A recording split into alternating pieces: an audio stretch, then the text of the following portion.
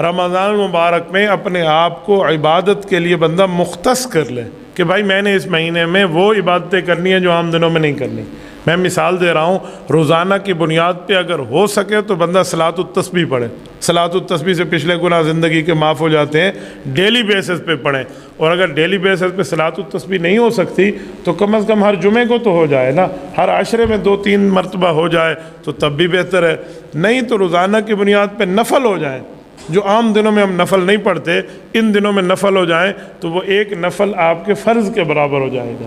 میں مثال دے رہا ہوں، کسی نے تہجد کی 8 رکعت نفل عام دنوں میں پڑھی ہے تو وہ 8 رکعت ہے، اگر ان دنوں میں وہ پڑھے گا تو گویا اس نے 8 فرض پڑھے ہیں۔ رمضان کے دنوں میں 8 فرضوں کے برابر ہے۔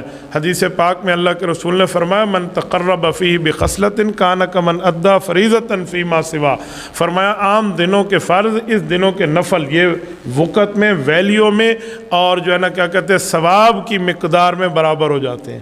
اور پھر آپ کے دماغ میں خیال آئے گا کہ اگر ہم فرض پڑھیں تو حضور نے فرمایا کہ من تقرب فیہ بخصلہ، اور اس طرح فرمایا جس آدمی نے فرض ادا کیا ومن ادا فیہ فریضہ کان کمن ادا 70 فریضۃ فیما سوا، گویا اس نے 70 فرض پڑھے ہیں۔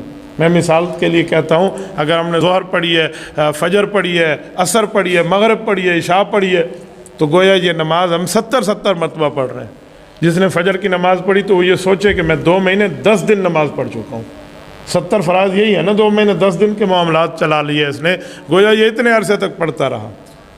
70 مرتبہ فجر کی نماز ہو گئی تو 70 مرتبہ فجر کی نماز کا یہی معنی ہوگا نا، 2 ماہ 10 دن کی عبادت اس کو مل گئی۔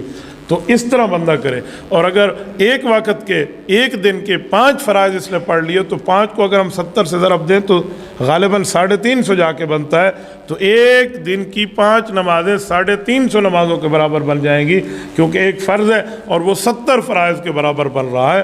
تو رمضان بندہ ایسے ہی گزارے۔